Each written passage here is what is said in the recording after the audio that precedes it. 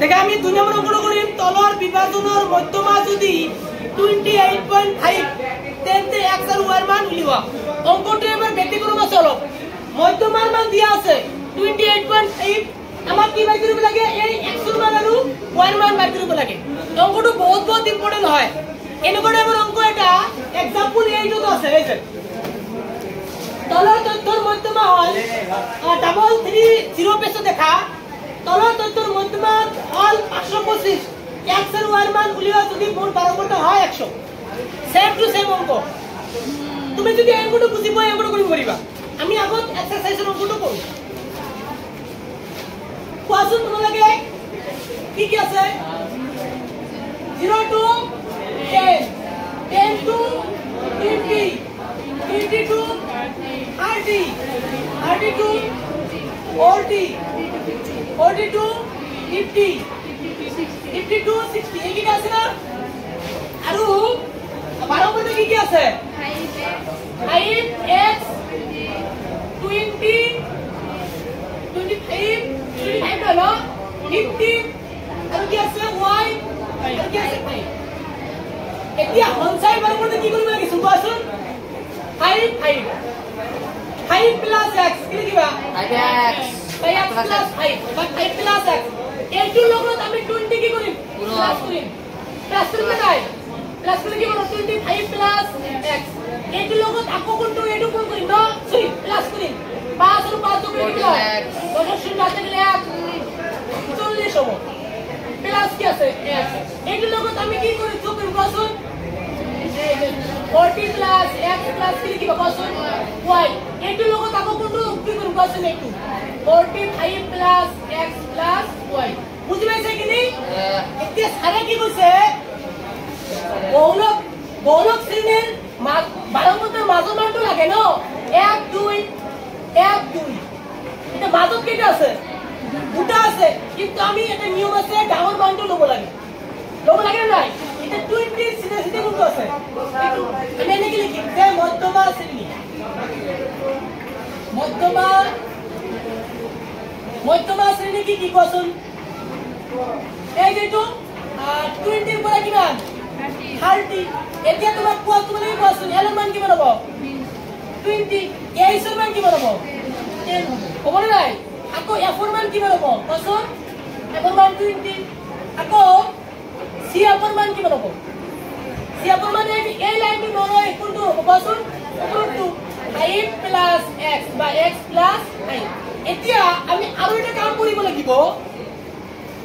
এই অঙ্কটোৰ অলপ ব্যতিক্ৰমটো কি এই সঞ্চয় বাৰংবাৰৰ তলৰ মানটো কোনটো আছে এইটো 45 plus x plus y equal to m এর মান আকৌ কি আছে x plus y equal to 60 এইটো প্লাস আছে এগুলো কি হ'ব মাইনাস 60 এর উপরে তুমি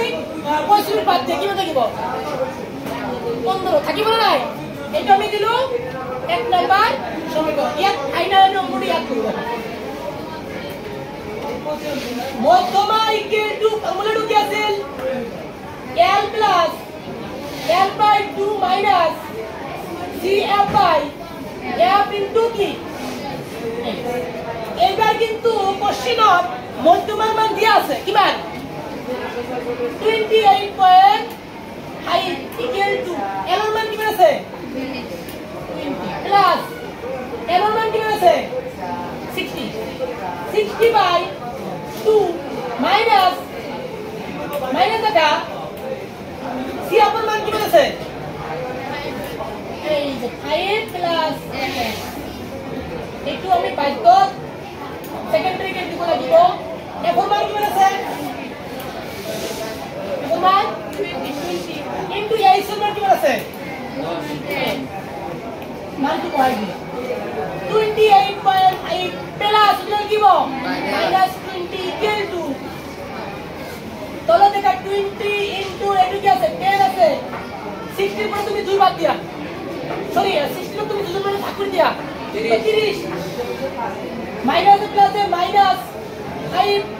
মাইনাস প্লাসে মাইনাস কি আছে x এ গুণে 2 28.5 এর পরে 20 বাদ দিয়া থাকিব কিমান 8/5 8 টু আছে হরণ কিমান দিব পুরন ইকুয়াল টু 30 এর পরে 5 বাদ দিয়া থাকিব কিমান 25 মাইনাস x একটু দুগুণ করে কি বলবো 70 দেব মানে 8.5 আর 8.5 করে কি বলবো 17 তবে 8.5 দ্বিগুণ 17 a2 প্লাস কি দিব মাইনাস 25 ইকুয়াল টু কি আছে মাইনাস x এতিয়া 25 এর উপরে তুমি 17 বাদ দিয়া 25 এর উপরে 17 বাদ দিলে কি হবে minus 8 equal to minus x equal to আমি x এর মান কি পাবো 8 পাবো এতিয়া আমি কি করে দেখাবো x এর মান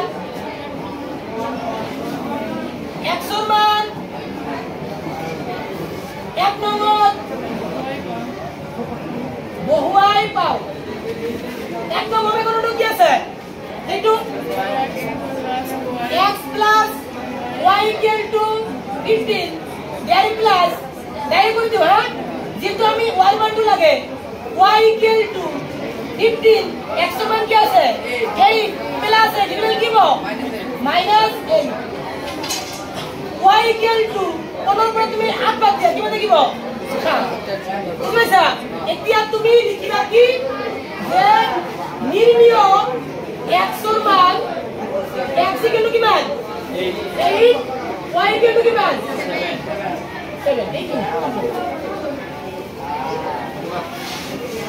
কেন দেখা বুঝছে